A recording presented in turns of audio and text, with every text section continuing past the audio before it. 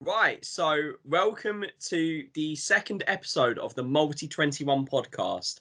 My name is Connor, and I'm delighted to be joined today by Jack. Oh, Hi. hello. By Jack. Hello. By Tomek. Hello. By Daniel. Yes, hello. And by James. Hello.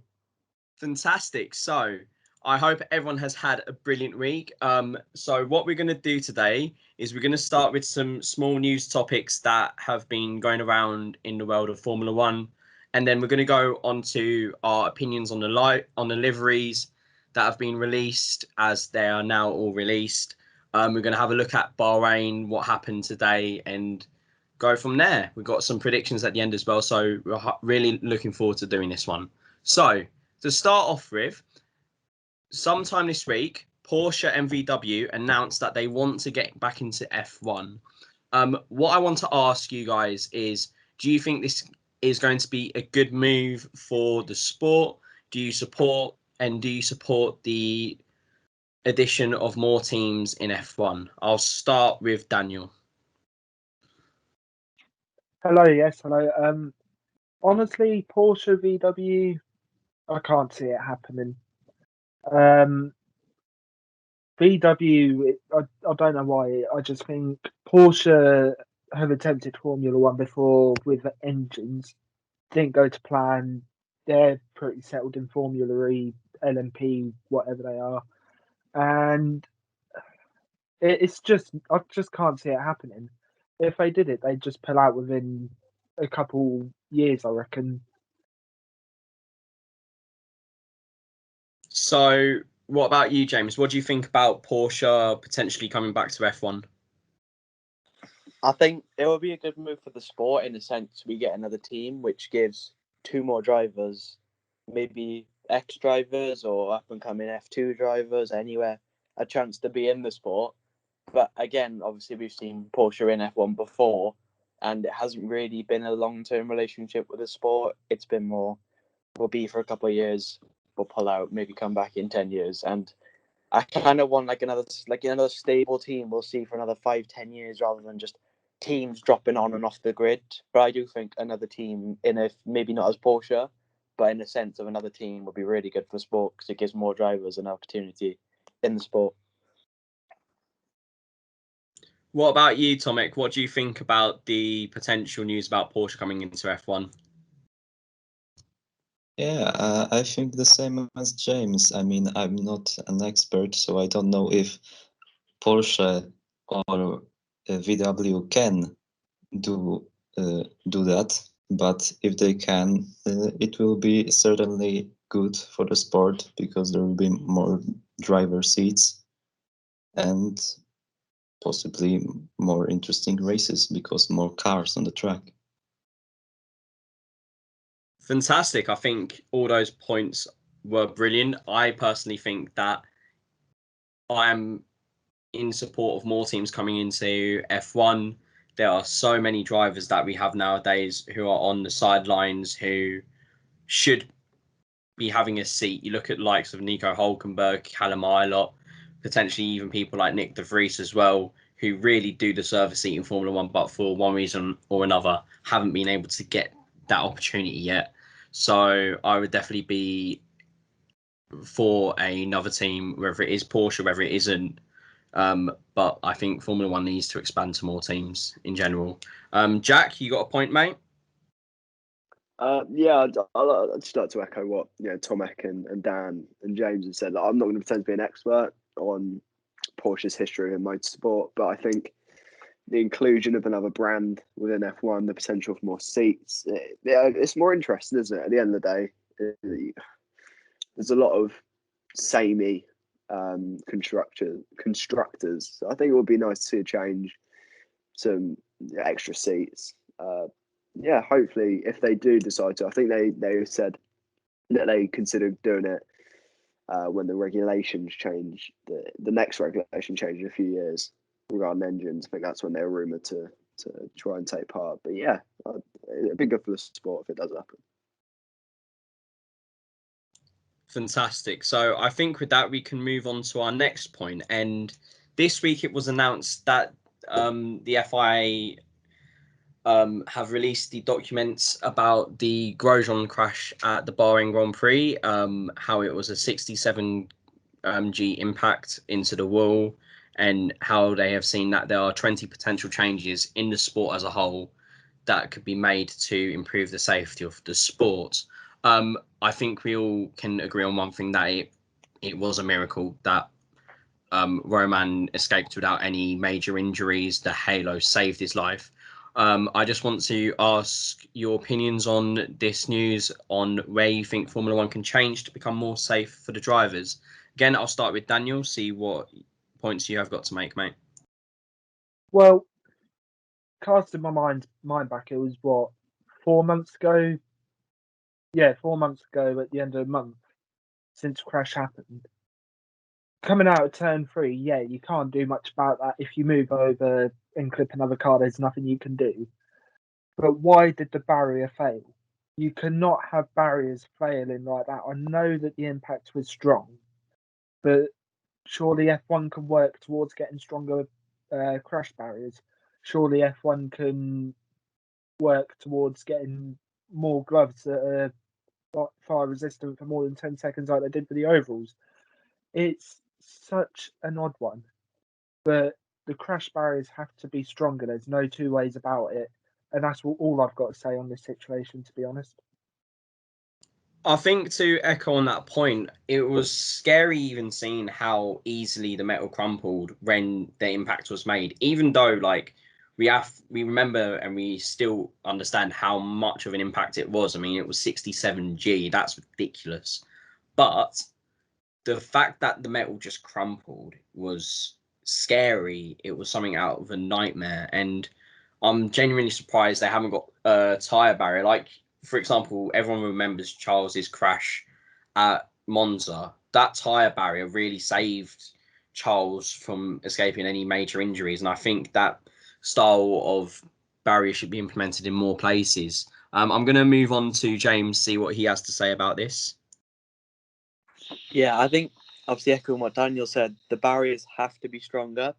But I think it was really confusing why this barrier crumbled so easily, because we've definitely seen crashes of that similar magnitude as far as speed into the barrier.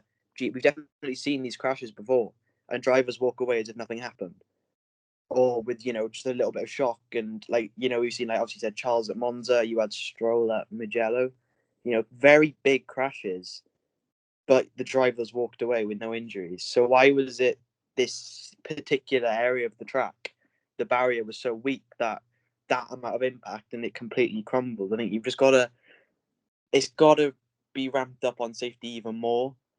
Like, the halo is obviously a lifesaver, as we've seen in the Grosjean situation. It did save his life. But I think there's got to be more safety precautions in the sport to make it as safe as possible. And I think something to do with the barriers has to change, because we can't, like, another crash like that and maybe the driver won't walk away from it alive. So it's got to change, in my opinion. Definitely. And again, sorry to add another point. I think it is absolutely criminal how it has led to something like this to happen, for them to say, right, okay, this needs to change. Maybe the rules need to change a bit. The barrier needs to change for safety. I'm going to go to Jack to see what he has to say. Yeah, obviously, I think this crash, in a way, has shut up anyone that doubted the halo. A lot of the argument was, oh, it looks ugly, which for a start I agree with. But with this barrier in Bahrain, it seemed that they cheaped out on it massively. The metal just looked flimsy and weak, which is pathetic. That's why you have things like the halo. But yeah, it is ridiculous that it led to this crash. It led to this crash in order for them to look into it. So I do think for a sport that is so potentially deadly, they do need to definitely look at strengthening the barriers.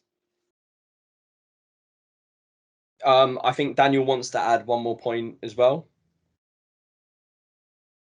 Yeah, obviously cast your mind back to as far as 2014, 7 years ago now. Kimi had a similar crush coming out of on the straight that comes out of Maggots and Beckett's at Silverstone. I think that's Hanger Straight. I don't have a clue.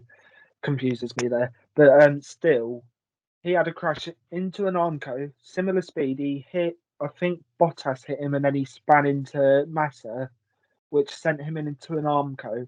Yes, it made Kimi walk away gingerly, but the Armco did not break. Whereas in whatever you call it, Bahrain, the Armco did break. So maybe look for stronger metal because 7 years, you'd think in the crash it happened in 2014. Yeah, there's still safety technology, but it might not have been strong than it was 4 months ago.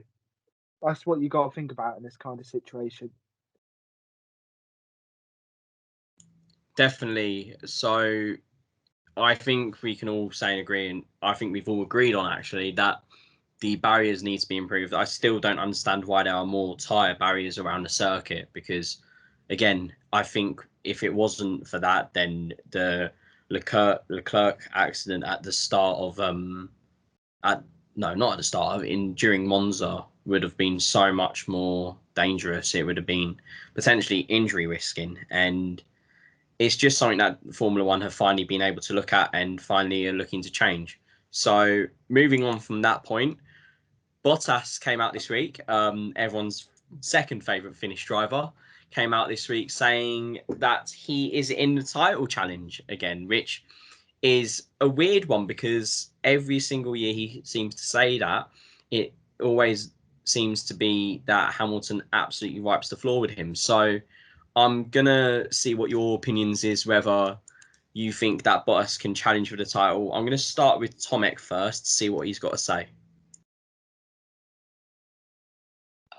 Well, I think he's just talking BS. I mean, he's never really shown that he's capable of challenging Hamilton. Of course, Mercedes never helped him to challenge Hamilton, but still, like, he's not giving enough to get the opportunity. And I don't know, like, he's not really showing the level. He's not showing the pace.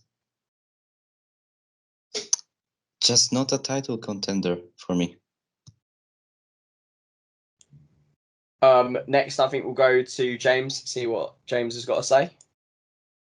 Yeah, I think I echo Tomek's points in that is he seems to say every year, and then it's just consistently Lewis wipes the floor with him. Like, you can see he's obviously a talented driver, and there's a reason why Total Wolff keeps him on as a second driver.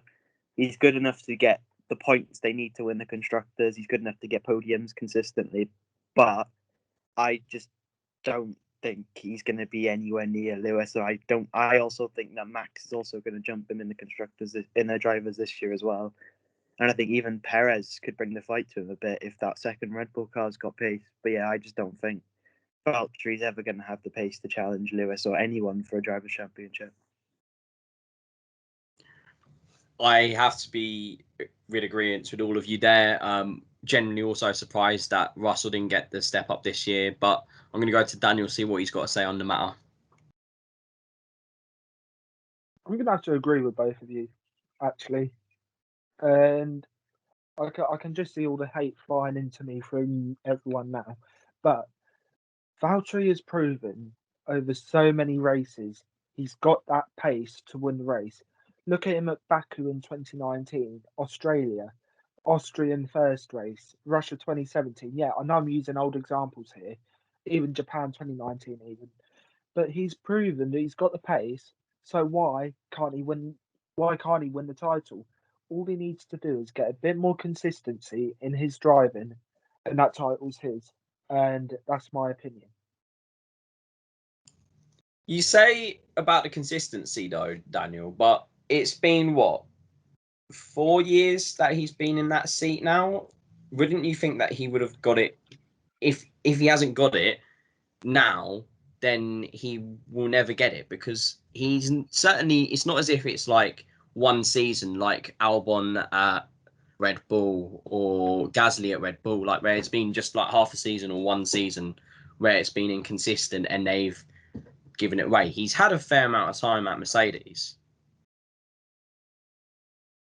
Well, there's two things I want to say here. Firstly, obviously team orders don't help him, especially Russia 2018, where he could have easily gone on to win that race, but he was told to give up first place to Lewis in turn 13 at Sochi. And secondly, it's tough because I think he's got to just say to Mercedes, say to Lewis, no, sod it. I'm not going to be your wingman.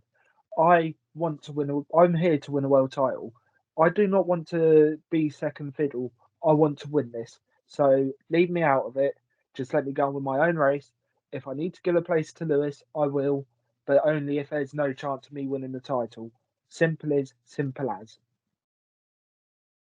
Definitely, I think that's a fair point. I mean, we've seen in the sport in the past, that's when team orders come in, it's a bit of a ball ache, and it can cost teams titles. Look at the whole Renault incident back at the first ever Singapore race. Look at Ferrari, the amount of times Ferrari have tried to ensure team orders. I don't think it.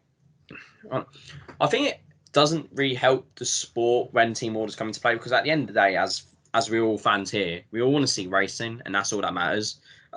Jack, what have you got to say, man?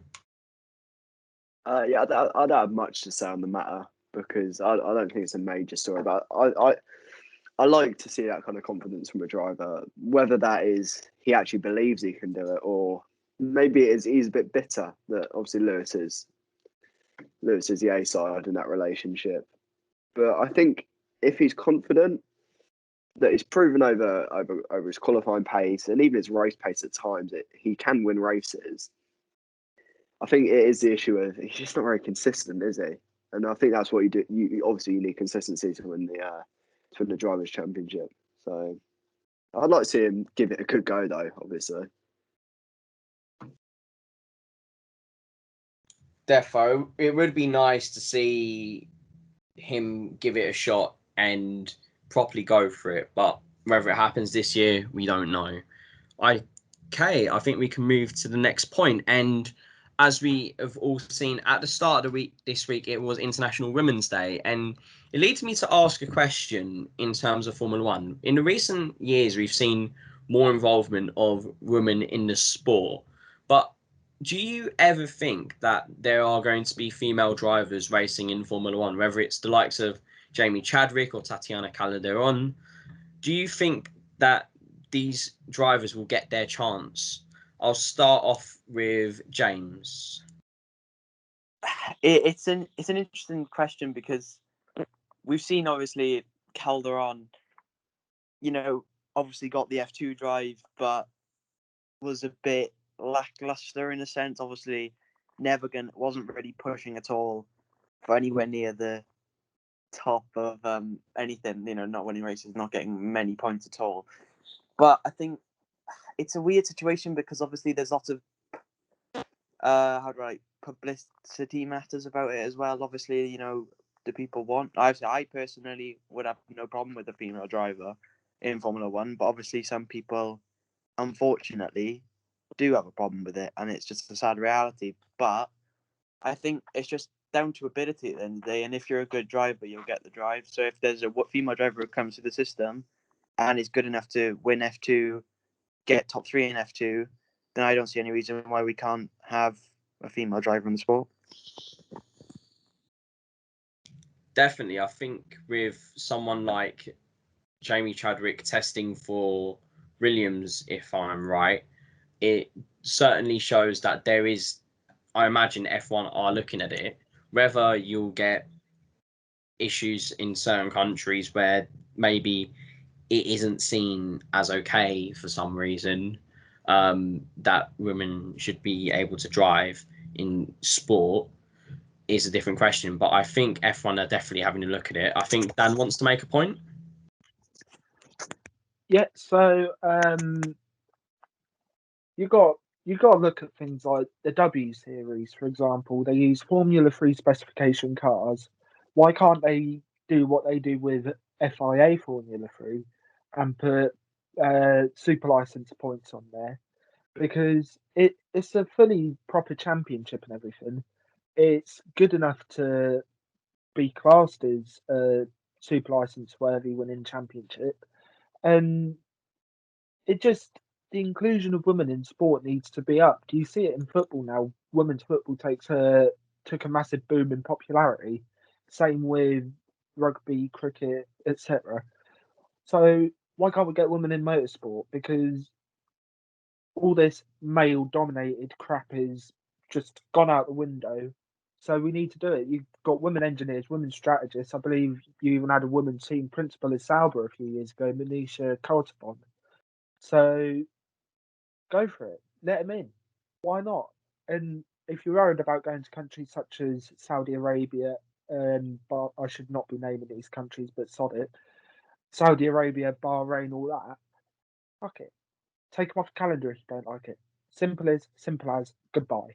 Well, I'll be back later, but goodbye. You're not leaving yet. We're not letting you go just yet. I'm surprised you forgot to mention everyone's favourite team principal from the last couple of years, Claire Williams. I mean, she's had a massive role. Yeah. She's had a massive role in Williams. says I mean, it's on my says shirt the and on the Williams app. super fan. Yeah. No, but I defo think it should be returning soon. Jack, what do you want to say, mate? Yeah, there's no one can give a good reason why women shouldn't be in motorsport. Obviously, it should be done purely based on merit. They shouldn't just go, "You're a woman, it'll increase representation, come in." But you do have like promising drivers like Jamie Chadwick. I think I'm getting her name right. Shame on me if I'm not.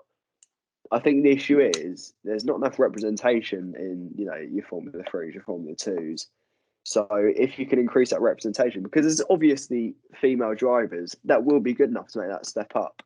But I think the issue is not enough women are being, girls rather, when they're younger, are being said to like, go on, you can drive, you can go karting, and then not enough being run through the lower Formula series. But yeah, I think within the next 10, 15 years, you will see a few women in F1 for sure. I think it's absolutely brilliant how this conversation is being had because, I mean, like Dan said about women's football, the massive boom in popularity. I mean, I was at the World Cup, the Women's World Cup back in France 2 years ago now. Absolutely brilliant. It's such a brilliant thing. The atmosphere is brilliant. And I believe that Formula One could get that, improve its fan base. Yes, more needs to be done at karting level and introducing women to the sport at a younger child age. But there's definitely potential there, and I think it would be absolutely brilliant to see a woman driver in the sport.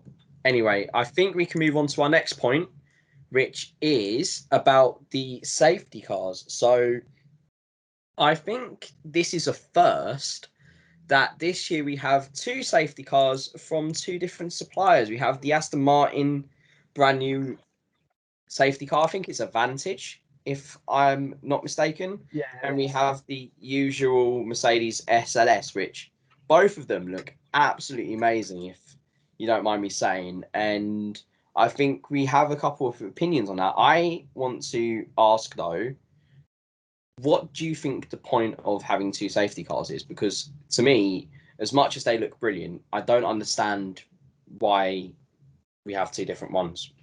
Go on, Daniel. Well, firstly, it's sponsorships. They've got a deal until about 2025, I believe, with Mercedes for them to provide a safety car. And then obviously Aston Martin coming into sport, well, not a brand new team, but you know what I mean, changing name and everything. They want to provide a safety car. But the thing I have to say is, you're wrong when you said it's a first having two safety cars by two different manufacturers, because back in the 90s, they had safety cars, depending on the country they're in, they had safety cars manufactured by a company in that country. Hence at that fateful '94 San Marino Grand Prix, where obviously sadly we lost a late Ayrton Senna. They had an Opel safety, Opel Vectra, which in England is a Vauxhall Vectra safety car, which was far too slow, and the drivers couldn't keep tyre temperature up. But yeah, two safety cars, sod it, why not? But you have to have one crew for each. So Ben Mayla, I can't even say his name. Bern Maylander drives one. He could go into Aston Martin, say, and think, "Oh, control here," and bin it off somewhere. Not exactly a safety car, then, is it?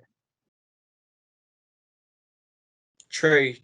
I mean, I genuinely didn't know that they had that in the 90s. I would have loved to see that today, because imagine going to Russia and seeing the I car just got a there. load of rubbish in my head, so Hey, it's useful. It's useful rubbish in the sense of this conversation. But I mean, I think that would be quite surreal today to see that. I'll go to Tomek next. What do you think about this?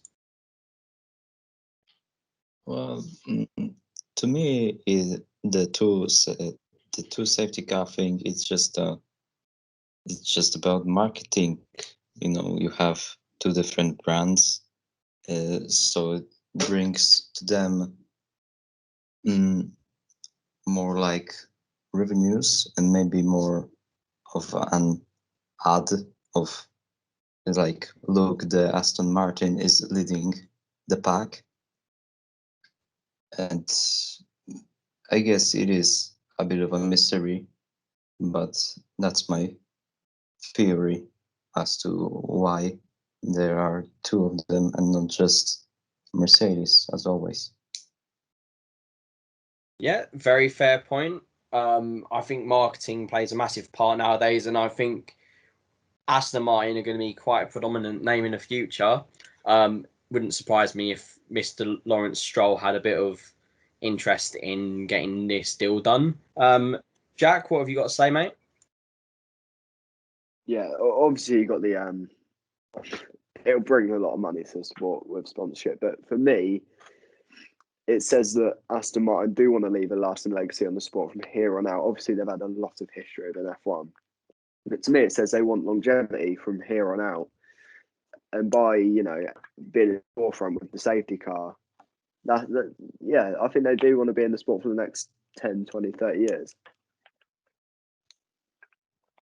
Yeah, and I can see them staying in the sport for that long. It's nice to have Aston Martin back in the sport in terms of an actual constructor. I think Daniel wants to make another point. yeah. So I went to the British GT Championship in Snetterton in October, and fun fact: the Aston Martin GT4 Vantage, which they use now as a safety car, was actually running in British GT, and it was such a nice car. The sound was amazing. It got lapped about 10 times because it was a GT4 instead of GT3, which meant it's a crap ton slower. But it's just so brilliant to see. And it's good to see cars that race in other series in Formula One acting as a safety car. Whereas you say you don't always get an SLS racing in stuff like British GT. So yeah, it's a good move.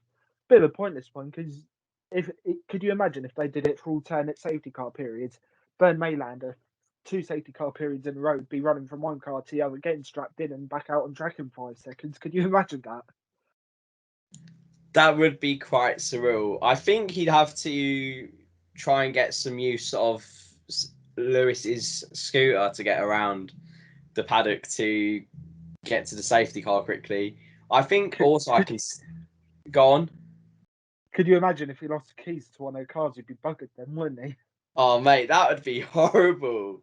It would be quite weird seeing him scoot one way, scoot back to get the keys and stuff like that. It's like when we go to the shops now in this pandemic world we live in, and we forget a mask right when we get to the shops. It's something as small as that.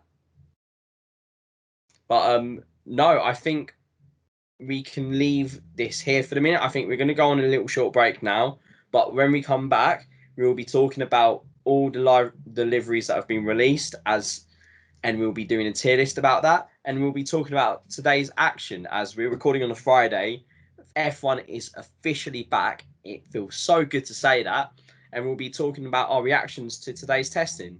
Right, so welcome back to part 2 of the Multi 21 pod. I think now is an appropriate time to review the liveries of the cars that have been released this year. So on the first episode, we talked about I think it was the 3 cars that got released. It was 3 or 4 that already got released. And we, of course, were waiting for the rest of the manufacturers to release the cars. Now they have all been released, with Ferrari being the last one to release midweek with whatever they designed. And what we're going to do is, in front of us all, we've got a tier list open, and we're going to rank these cars' appearances in terms of that. So going from perfect, almost perfect, quite like, boring or bizarre, to utter dross. So what we'll do is we'll take one car at a time and we'll give our general opinions about it. We'll then unanimously decide on where we should put it. So I think first of all, we'll start with the last car to be released, and that was the Ferrari this week, who kind of surprised everyone with their livery. So for those of you that haven't seen it, first of all, why are you listening to this podcast? Also, welcome. Second of all, it is mainly their normal red, but fading to dark red burgundy at the back. And the Mission Renault sticker in the middle, which is normally white, is green, which, doesn't look good at all in my opinion. So I'm going to go around one at a time and see what everyone's opinion is on this car and see where we should unanimously put it. I think we will start with James. If I was going through my rankings, I'd put Ferrari as the worst car on the grid. I just think the colour scheme is just not work. I get what they're trying to do and bring back a bit of the burgundy from the anniversary livery they used in Mugello, because everyone obviously loved that car and it was great. But that didn't really work with the old colour scheme, and the green is just horrific. It really stands out badly, and it's not like a good standout thing. It's a really bad standout thing you don't want to have on your car. Is a massive green logo, completely off color scheme. I just don't see why they didn't make it black. But yeah, for me, it would go into the bottom category for this one. I think next we'll go to Daniel. What do you think about the Ferrari, mate? So, first off, why would you have a cigarette brand or a company owned by a cigarette brand on the car when you got young people watching the sport who will just encourage them to start smoking, start vaping, or whatever? I wouldn't recommend that. Not for the world of me. But what the hell are they doing? Magello red, and then that's beautiful, and then it just goes weird. And that green mission, the mission win out sticker. No, just no. Worst second worst car on the grid. Second worst.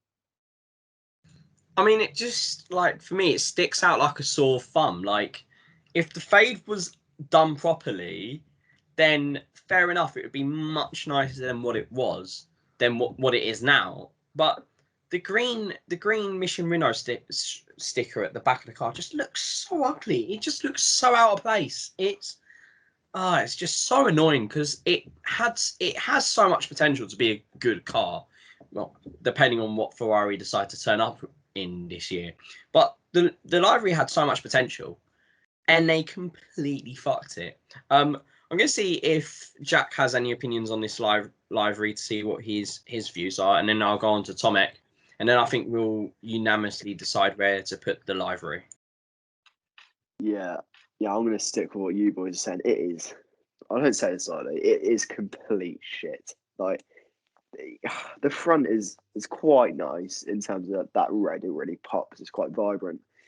then just as you move towards the back of the car, it just completely devolves, and that mission win now, that mission win now logo, it looks horrific. It really doesn't. The fade, as I think Connor said, it just looks quite cheap, doesn't it?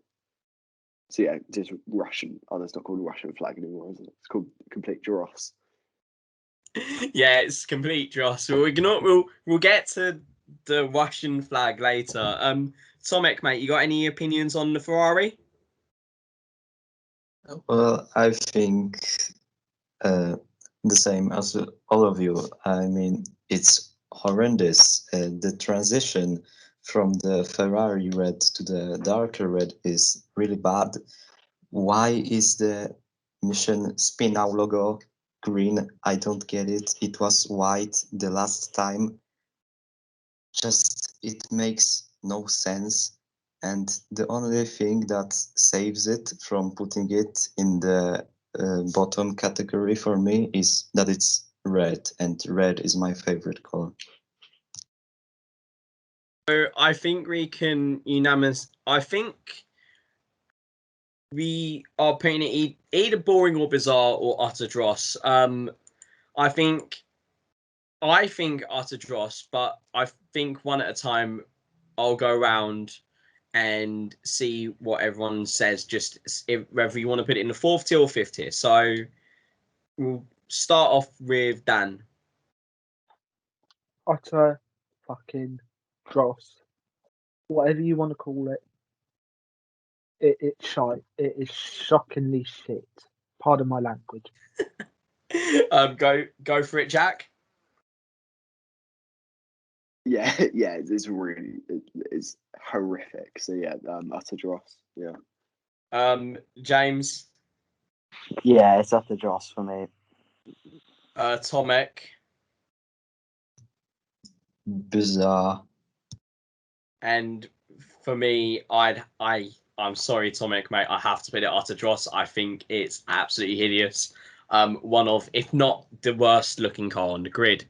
So, with Ferrari out of the way, next up we have Williams, who have, I think I can say, done something unique with their car. A lot of the other cars we'll get onto later.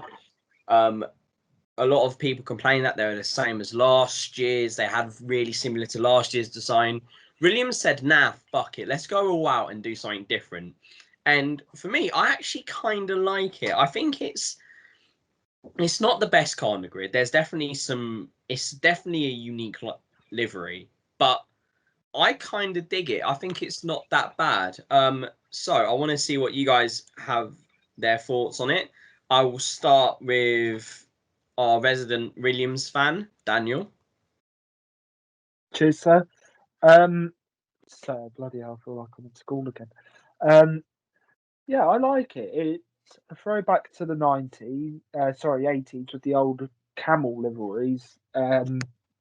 Obviously, I know it sounds a bit contradictory when I said I don't like the cigarette branding on the Ferrari car, but that is but the livery Williams hasn't actually got any physical cigarette branding on.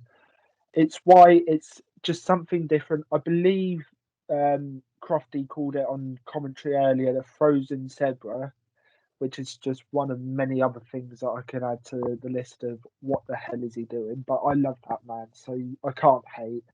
But yeah, it's a gorgeous livery, and why not? Why not keep it on? Perfect, 125,000% perfect. That's my unanimous vote done. Put it in perfect now, Connor. We have to hear what the others have got to say first. What about you, Jack? What do you got to think about the Williams livery? Oh, well, Dan's not gonna like me for this. I'd put it in. I wouldn't say boring. I'd say bizarre. I like the ambition they've shown with it. It's a bit of a throwback to the 80s or 90s. I can't remember what. Dan just said it, but goes straight out of one. 80s, but get in the bin with your opinion. Get my facts right, my fact checker. But no, I like it's unique and ambitious, and it's not just like you look at McLaren and Red Bull; they've just rehashed the same old from last year, basically. Yeah, it's cool. It is cool. It's not the best, but it's definitely cool. Fantastic. I think I've got to ask James what his opinion on this one is. I agree with. Well, I agree with down to an extent. I wouldn't say it's perfect, but I really like this livery. I think it seemed to get a lot of criticism when it was released. I think it was more. It was obviously a virtual launch. We didn't actually see the car. We just saw what the car was going to look like. But actually seeing it out on the track today, I think it's one of my favorite liveries out of all of them. It works so well with the color scheme. You know, we all ask for something different from Williams, and they've given it to us. It's a completely different livery from what we've seen before from them, and as you said, with the throwback as well. But yeah, I really like this livery, and I wouldn't say it's perfect, but I think almost perfect for me. I think it's really nice to see a manufacturer do something different, especially in a year where a lot of the constructors admitted that there's not going to be a lot of differences, especially when the regulations change next year. So it's nice to see them doing something different. I also think I should touch on the release on the Williams, because I mean, it's such a tragedy that some bastard had to ruin the virtual release for all of us, because it's just so frustrating for a lot of us who waited a long time. Like, for me, this part of the year where all the manufacturers are releasing their cars, it's like it's part of the year between like June to July to August, where our favourite football clubs are all releasing their new kits. You're seeing leaks and stuff like that, and you don't know what's true and what's not. And it's just the anticipation of getting something new. And I absolutely love that. It's the same with the releases of the liveries. I can't say the word. But it's just absolutely ridiculous how one person had to ruin it for everyone. And I think, Daniel, what you got to say about that? Yeah, so oh crap. No, oh yeah. I know who hacked it. Apparently it's your mate William Story, mate. Do you fancy a rant today? If it was Story, it'd be very interesting. But I'll actually get on a point about him later, but not yet. We'll get on to that. Not maybe later. Wait for it. Tomek. Yeah, Tomek, what have you got to say, mate? I think it's interesting. Of course, same as all of you. I like that they went with something different, but I don't know. It's just not my style, and of course the fact that it got leaked ruined it a bit for me as well, because I didn't really believe that when I saw it at first that it was really gonna be it, but then Williams tweeted it out, and the reaction was just pretty much, oh, so that's actually it, and it ruined everything for me. So yeah, I'm not really sure about it. I think I'm just gonna put it in bizarre to me. Yeah. So we'll get on to the genuine ranks in a minute, but I think Jack wants to make a quick point. Yeah, just on the topic of William's story, just you definitely can't say he did it, otherwise you will get sued. So William's story definitely didn't hack the Williams augmented reality livery launch. Just clarifying that. Don't worry. My lawyer's on my way now. Oh, that's great then. You're sorted. We can neither confirm nor deny that Williams Story had any involvement in the Williams hack. I actually, do you know what? Fuck it. I'm gonna make that point quickly now.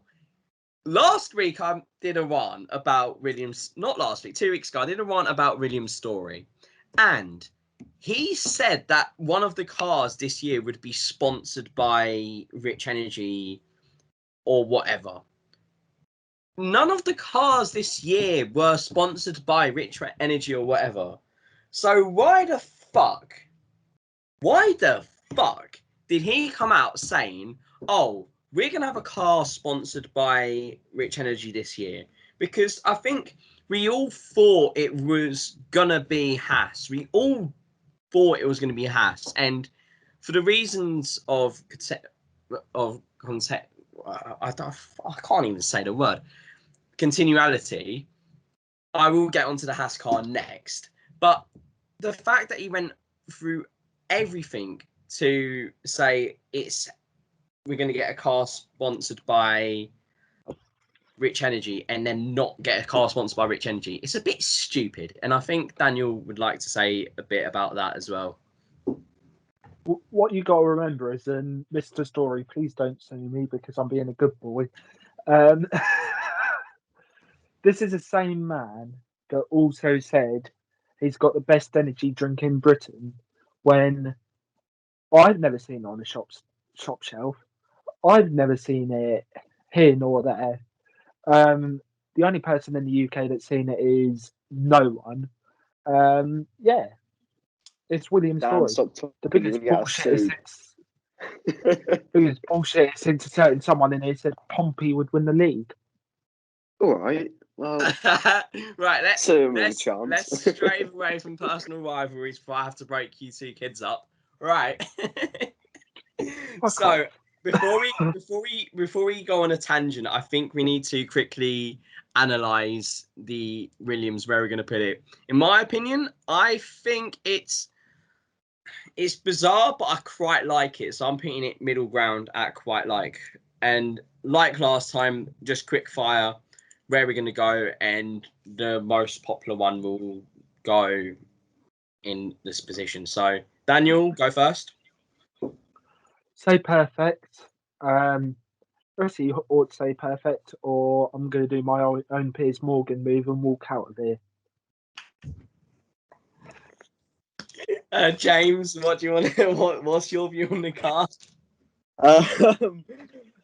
For me, I'm torn between quite like and almost perfect, because I really like the car, but I'm gonna put it in quite like, I think, for me. Right, I'm out of it. He's actually left. Jesus Christ. All right, so I'll have my resignation in by the end of the night. mate, send it to me by letter. I'll collect it in the morning. Jack, what have you got to say next, mate? For fear of being beaten up by Dan, I am going to actually change my original idea. I am going to go quite like, because it is quite cool, isn't it? But it's not perfect, whatever he says. It's a mugs game, mate. It's a mugs game. He's close to walking out. This is quite sensational to see. Tomek, what have you got to say about the car? I think I'm gonna change to quite like as well. Otherwise, Dan is gonna book a plane straight to Warsaw.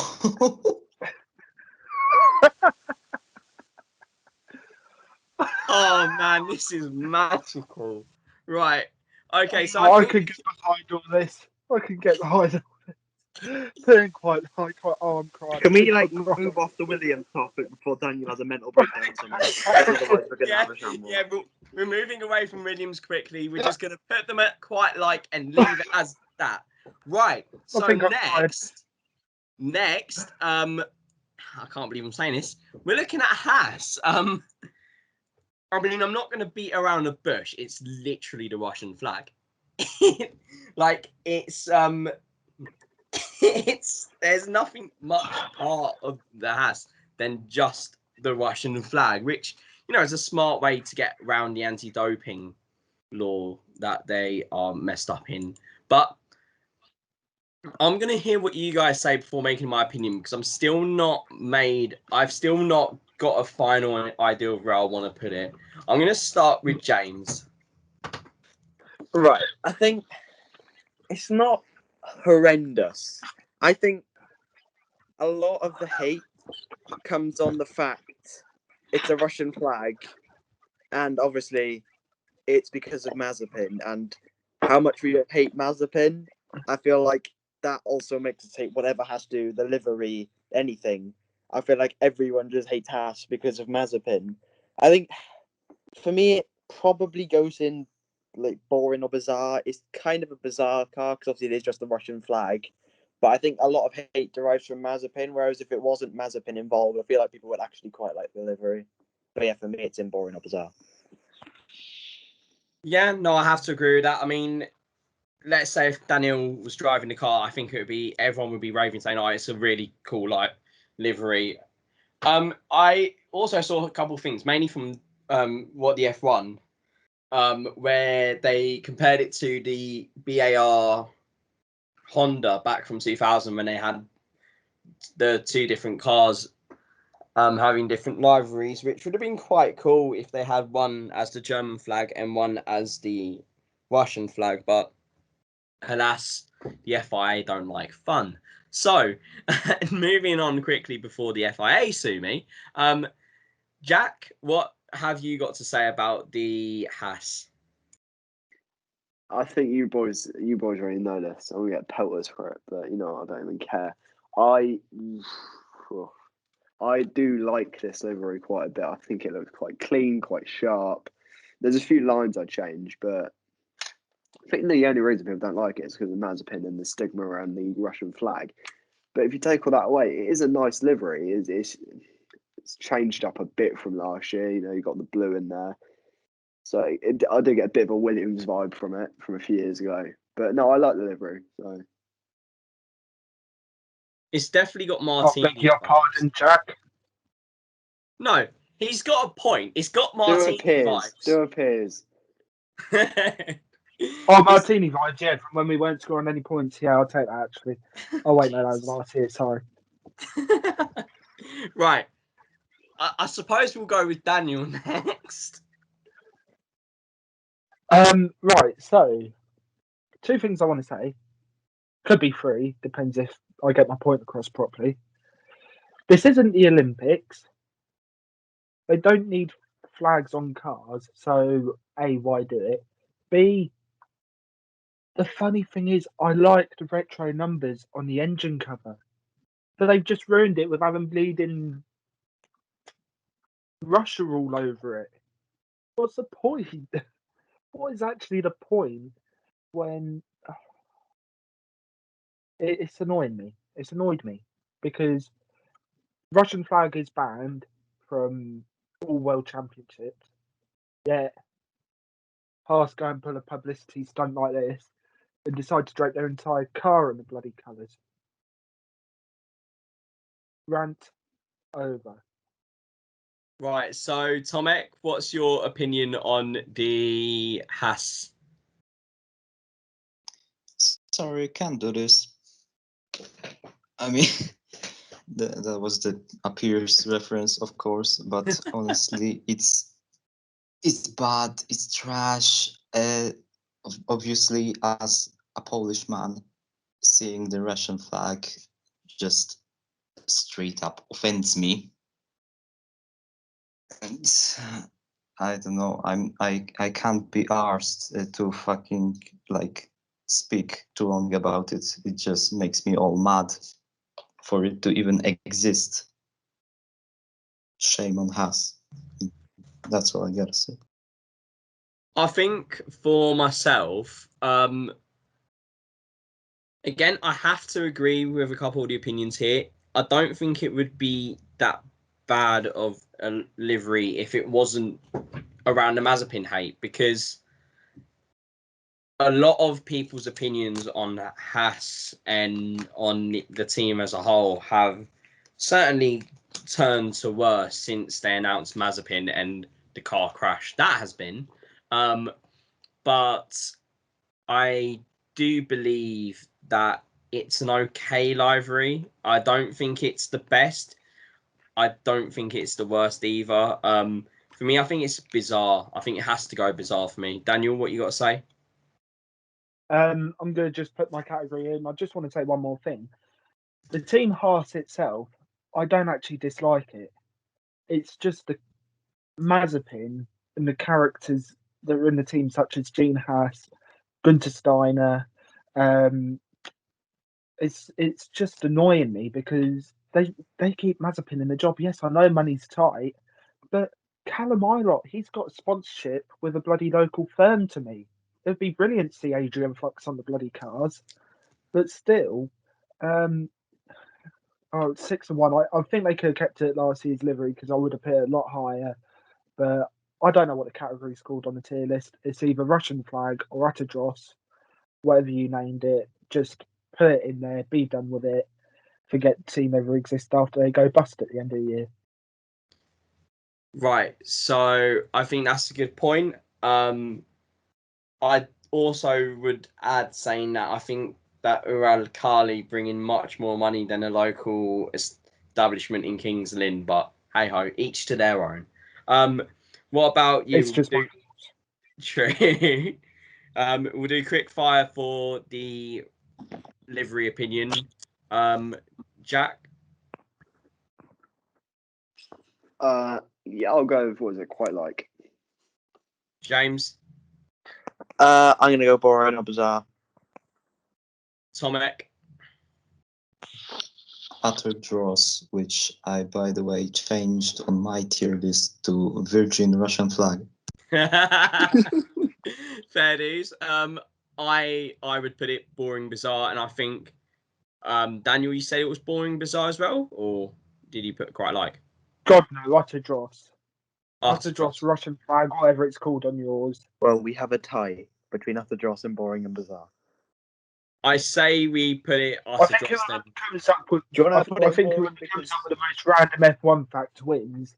Random F1 fact. Did you know in the 1971 US, I think it's US Grand Prix, some bloke did not qualify for a race, started the race, DNF'd in it, and then got disqualified after stewards found out that he did not even qualify for the race, which he did not finish in, which he was not even meant to be going in. So Uterdross wins because I know that random fact. You only know that because you watched that Joshua Bell video once. Don't lie. or we just go based on the fact that Jack said quite like, so we bump him down into Boring and Bazaar. Yeah, I can agree with that. Is this because I'm English? Xenophobia. Right. Anyway, moving on quickly. The Alfa Romeo, and I think this is going to be quite a favourite. I mean, I'm not going to lie. The presentation was quite weird. Like the fact that an Italian team was performing it in Warsaw. Sorry to if that annoys you, Tomek. Doesn't make sense to me.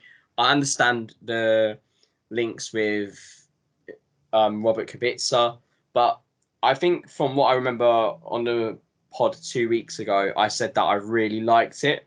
Seeing it out today on testing, it looked absolutely brilliant in my opinion. So I want to hear your opinions. I think it goes quite high up for me. Daniel?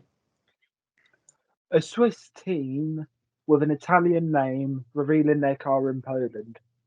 That would be a fact on Mastermind in 10 years' time, won't it?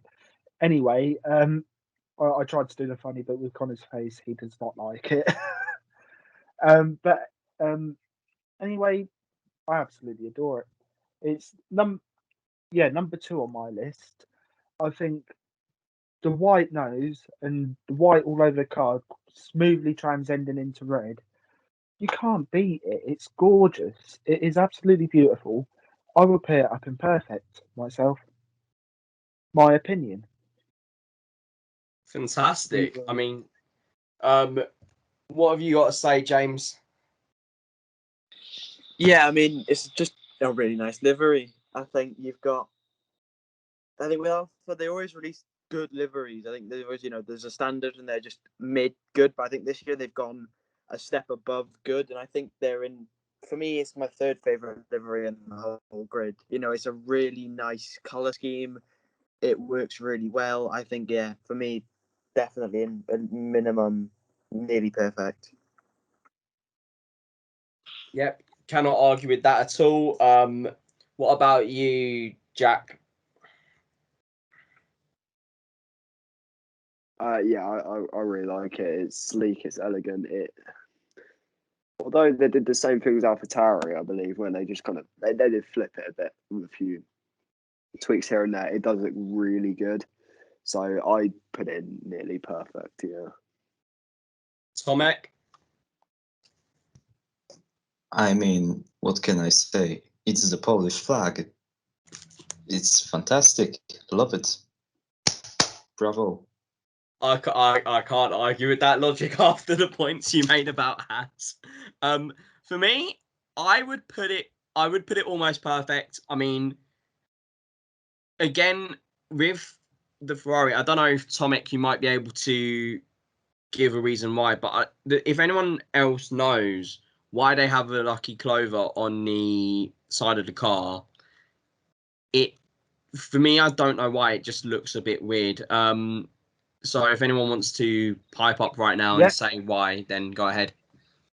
I believe their car, one of their road cars, the Alfa Romeo Stelvio, is Italian for lucky. Do not quote me on that, but yeah. And if we're doing rankings now, nearly perfect or perfect, one or the other, whatever you fancy. Beautiful car, easy to work. It's easy on the eye.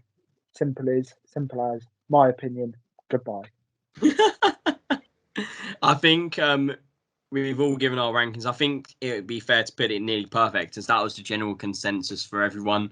So that was brilliantly done, lads. Next one we got on the list is the AlphaTauri, which basically is a reverse of what they did last year. And a lot of people said early on that this was one of the best looking cars of this year, that it would be.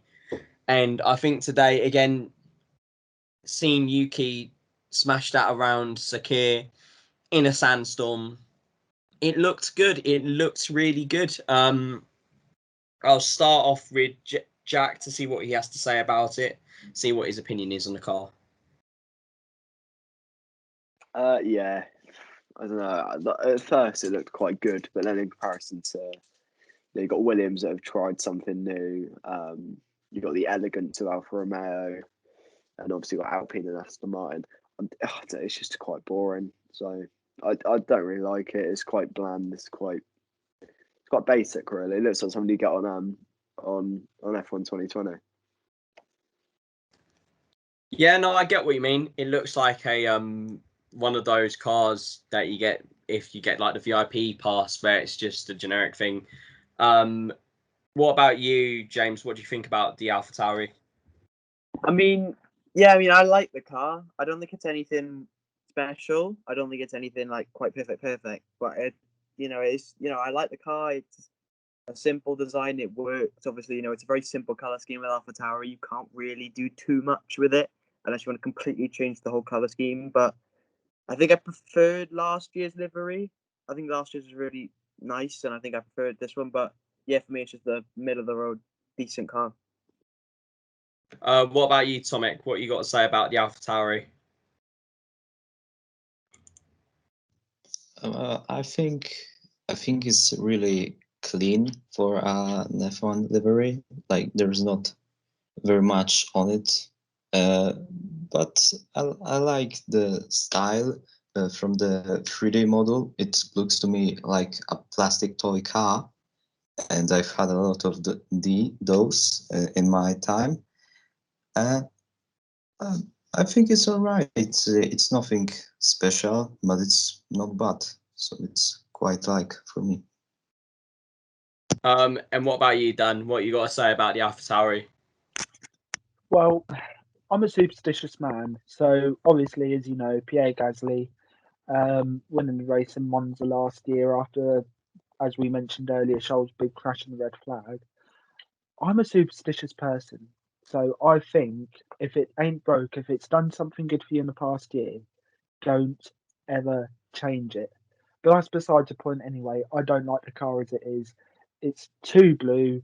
They could have put a bit more white there. It looks far too similar to the Aston Martin at long range. I probably would put it as boring or bizarre because the white last season it was perfect because you had the right proportion of white, you had the right proportion of midnight blue, but this year it's just gone to shit. Bye bye. The cards literally just decided to say fuck you. I'm doing my own thing, and it's gone to shit. So I definitely think that it is It's a decent livery. I don't think it's the best though. I'd say like agreements with the other guys who already put their point in. I think it's quite nice. I think we'll leave it at that. If anyone has any reason to move it up or down, then feel free to say. Right, that's fair enough, mate. Oh god, it's a podcast, so I said fair enough, mate. Josh Ryan's having a field day. I've been saying it all the podcast, mate. It's fine. Next up, we have the highly anticipated Aston Martin release. Now, we've seen images of what it was allegedly meant to look like before they got the sponsorship deal with BWT, with the yellow limb with the yellow line. But now it's been replaced with a pink line. In my opinion, I think it's a perfect car. I absolutely love it. I think the pink undertone mixing with the racing green looks absolutely phenomenal. I mean, today it didn't look that good, but it didn't help that there was a massive sandstorm. But I think we'll start with James with his view on the Aston Martin. For me, I completely agree. It's top of my list for the cars. It's absolutely perfect. You know, they've got it dead on with the colours. The pink works perfectly with the car. I think I can't fault anything about this car at all. For me, it's top and it's imperfect. Like, I genuinely do not think there's anything else they could have done better with the car. What about you, Dan? After hearing that, I don't know if I want to speak. I think I might actually get absolutely killed for this opinion, but I don't like it. I love the fact that there's a car with British Racing Green on the grid, but they could have put a bit more colour and bit more of a different colour on it. The numbers are too big for me. If you look at Seb's 5 on the car, that is bloody massive. It freaked me out this morning when I saw it because it was 7 o'clock. I was just waking up and I just saw a massive 5 on the front of the car and I nearly screamed because I thought it was a spider or something, not even lying to you. But no, I just don't like it. It's number 5 on my list, but I think I'm gonna have to put it into what's the category? Bizarre and weird, isn't it, or It's something? bizarre and boring. Bizarre, yeah, boring because it's just bland green. What are they trying to achieve with that? Put a bit of white, splash a bit more pink on the car. I mean, you see Arava's video. The Racing Point, or the Aston Martin as it's called in his video, using his mod. That's perfect. Why not make it like that in real life?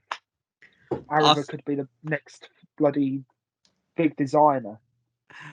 I think you've not made many friends with that point. Also, just want to say one more thing. Quickly. I'll be very quick. They did this massive launch thing with the Vault, which Aston Martin admin, if you're listening to this, I absolutely loved it. Just for that, just for a bland green car, what are they trying to achieve? Anyway, on to Tomek or Jack, whoever fancies it. Go away, son. I think James wants to say something, and I'm going to really stay out of this one. No. Do you know what? Right, I'm not saying anything. I'm just gonna hold myself back. I'm not gonna comment on what Daniel just said at all. Good boy. Before, otherwise, this episode ends up 4 hours of me ranting about how bad that opinion is. But yeah, cut it.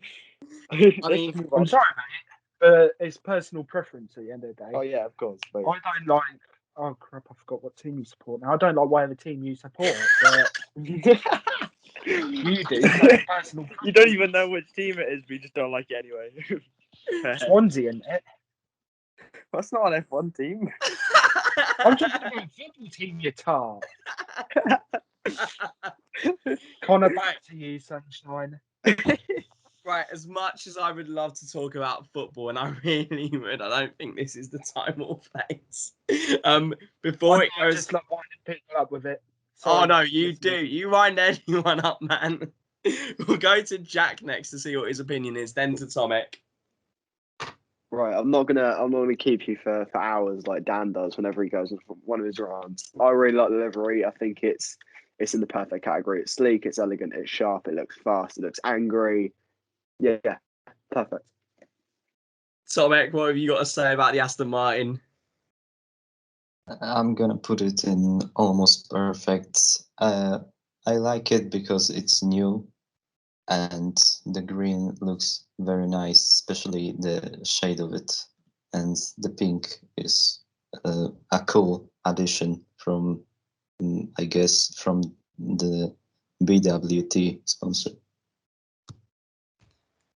Yeah, I think I'd have to agree. I'd put it, seeing as the general consensus is almost perfect. I'll have to stick it there. Next along, oh, Jesus Christ, we have the Petronas Mercedes AMG F1 team. This can get in the fucking bin. I hate it. Why the fuck has it got AMG splattered all over it? I'll start with Jack to see what he has to say about it, but I know where I stand. Right, I'm going to set the pace here because I don't want to keep this dragging on for ages. You're going to hate this. I quite like it. I think it looks sharp. It's interesting, the sticker bomb. Like, it's an interesting design. But yeah, I like it. It's not amazing, but yeah, I quite like it. It's cool. What about you, James? Again, I'm not going to drag on. I have a completely different opinion to Jack, and I agree with Connor. I absolutely hate it. It's disgusting. It's like the livery last year was so nice, and they've taken that and they've made it horrendously bad with the AMD splashed over the. But yeah, I just hate this car. It's in utter dross for me. What about you, Tomek? What have you got to say? AMG, AMG, AMG, AMG, AMG, AMG. That's the most you can say about it. It's, for me, it's bad. It looks bad. It's like as if they put in copy and paste of the words AMG like 20 times and said, all right, that's it. Let's go play Counter-Strike or something. Well, it's like if they had the arrows like they did last year, it would have looked really nice.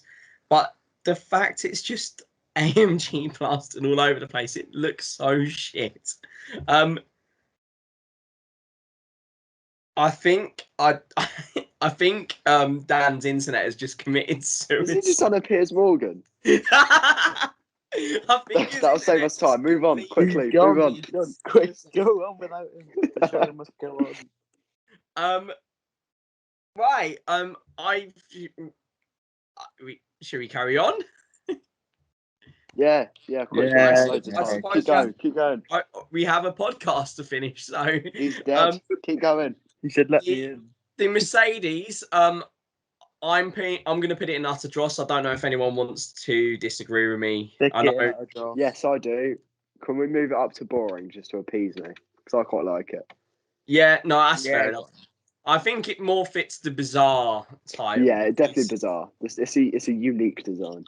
Yeah, it's a very unique livery. It's it's something. Anyway, on to the Red Bull. Again, Red Bull known for not really changing much in their car. I mean, for me as a Red Bull racing fan, why change something that's perfect in the first place? I absolutely love the matte design that they have on that car. Since they've moved it to the matte colors, it has looked absolutely phenomenal. But on the other hand, it is the same after the same after the same, and sometimes it would be nice to see a different point of view. I'll start off with Jack. See what you think about the livery. Yeah, I like it, but as you said, it's the same every year, isn't it? I think it might be a bit more black this year, but yeah, I quite like it. It's alright, I suppose. Yeah, no. Oh, right. So next up, we'll go to James. See what he has to say about the what was it? Yeah, it was the Red Bull. Yeah. Jesus. Yeah, I mean, it's simple. They never really ever change the Red Bull. I think the Honda logo on the back actually does look quite nice, and I quite like that. But yeah, for me, it's nice, probably quite nice. I like the car, but it's just like the same thing every year. Nothing's really changing at all with the Red Bull. So yeah, just for me, quite nice, just middle of the road. What about you, Tomek? What do you think about the Red Bull? Well, I'm obviously disappointed, same as everybody, with the fact that they didn't do anything to make it different. But like it's been since it came on, I don't know, I think it was like 2007 maybe when it first appeared in this kind of style, and it's just one of the GOAT liveries in my opinion, and it's been so good that it's enough for it to be middle, even after so many years of being the same. Yeah, I think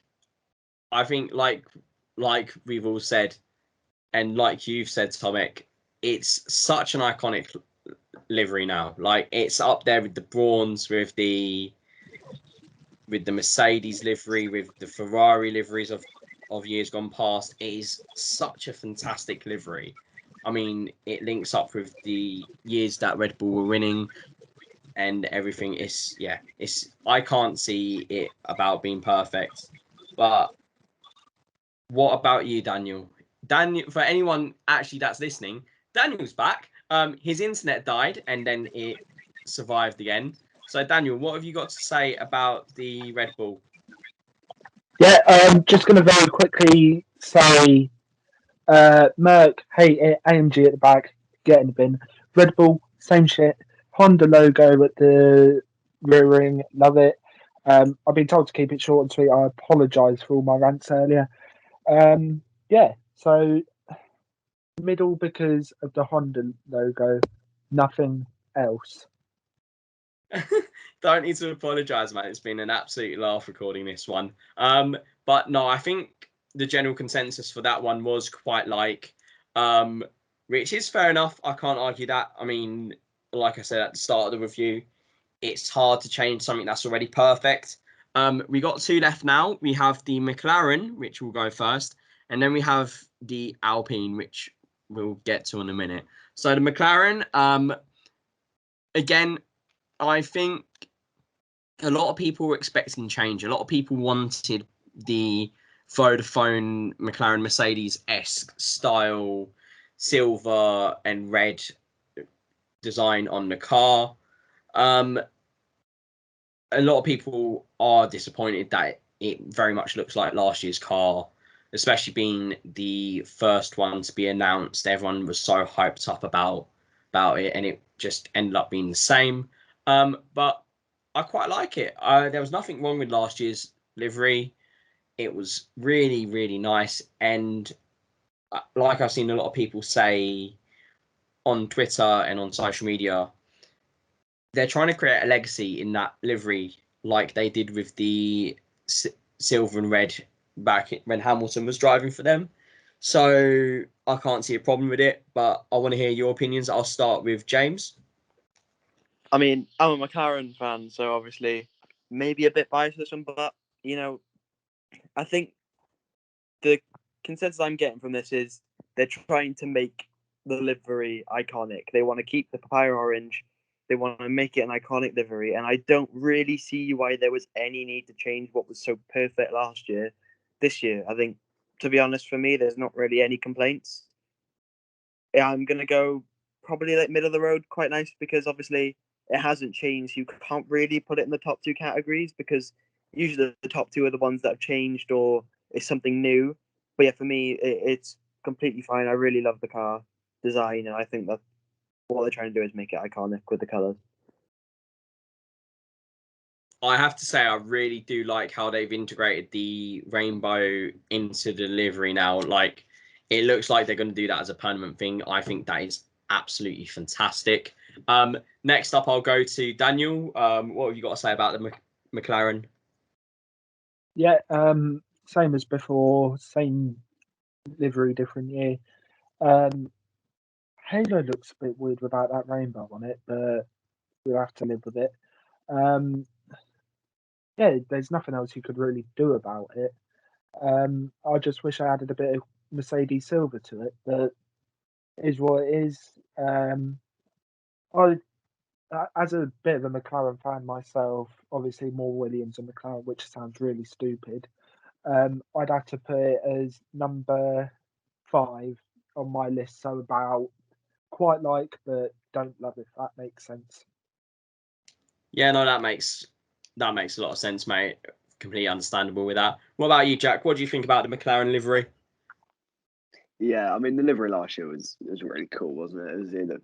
It just looks sleek and elegant. I like what they're doing with the pop. Oh, my phone's going off. With the papaya and blue. Yeah, it's nice. I quite like it. So, nothing amazing, but equally nothing awful. Yeah, no, again, fair point. Tomek, what do you think? I think same as James. It was good last year, so why would they change it? It's good enough. Nothing like to do with it. I'm not really sure why so many people expected it to be something else. But yeah, it's quite like for me. It's gonna stay like that, even if it's 5 more years of the same thing. Although I do hope not. Yeah, no, fair enough. I think they will have to change it because there will be uproar. I mean, we all saw the backlash McLaren got after that presentation, whether it was for the actual livery or for Lando Norris's singing skills, we don't know. But I think we can all safely agree that that goes into the middle tier of cars alongside the Red Bull. So that leaves us with one more, and arguably one of the most anticipated ones. It was the Alpine F1 car. I mean, first of all, I don't know if any of you watched that presentation, but oh my Jesus fuck, that was some shit internet that they had going on that day. It was so bad. Unlike the car looks absolutely brilliant. It is one of the nicest cars in the last couple of years, in my opinion. That's a hot take I'm willing to take to my grave. But that car is almost perfect, if not perfect, in my eyes. We will start with Tomek. I want to hear what you have to say about it. So go, mate. Hold on.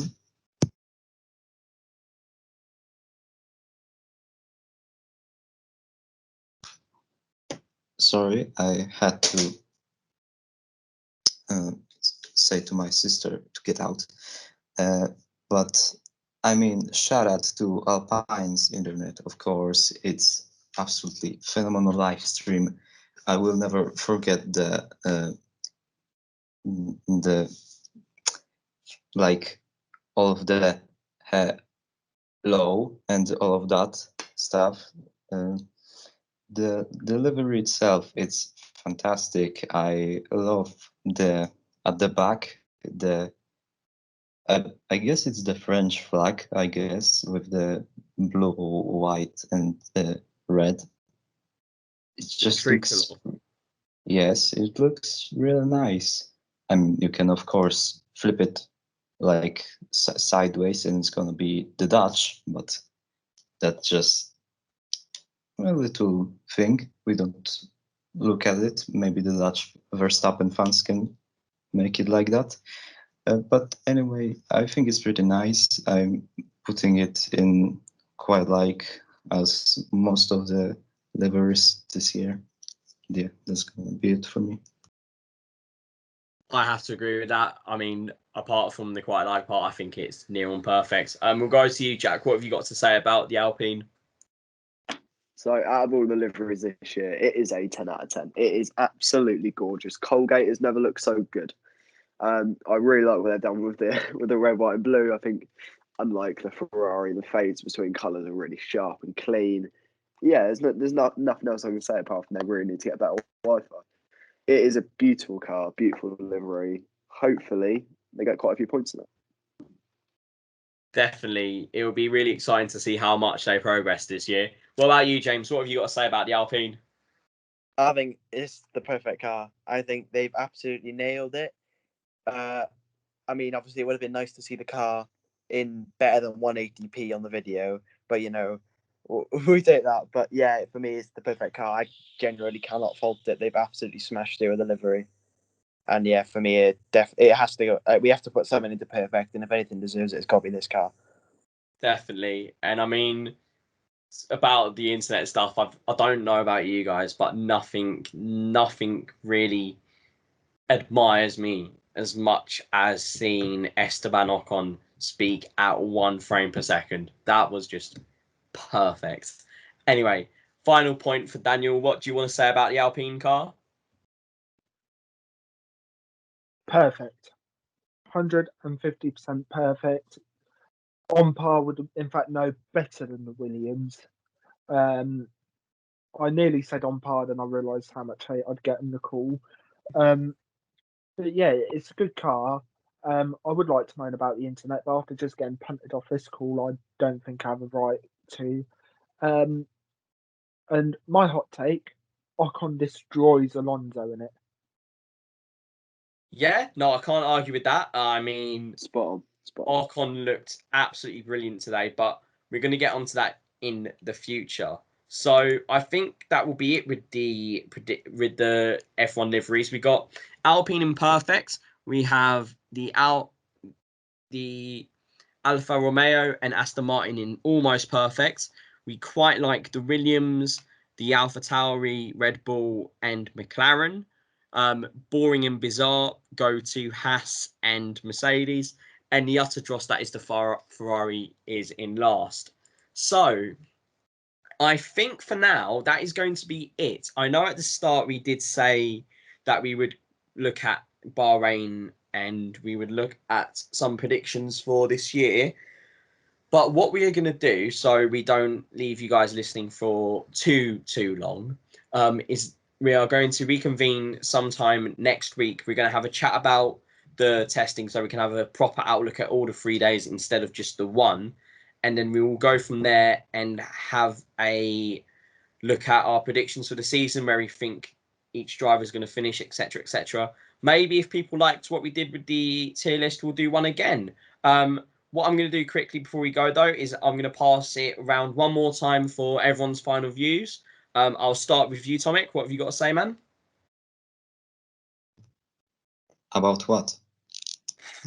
Final view about going to read about the predictions on Monday.